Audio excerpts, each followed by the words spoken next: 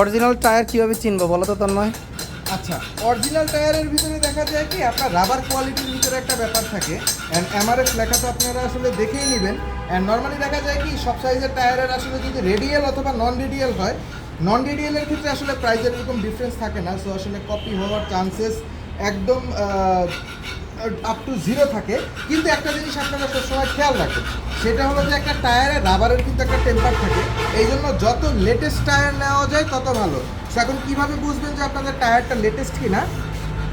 প্রত্যেকটা টায়ারের এই যে দেখেন এইখানে গায়ে এই যে এরকম একটা সিরিয়াল নাম্বার থাকবে, যেই সিরিয়াল নাম্বারের লাস্ট যে 2টা ডিজিট থাকবে এখানে লেখা আছে 10-25, তার মানে 2025 সালের 10 নম্বর সপ্তাহে এই টায়ারটা প্রোডাকশন হয়েছে।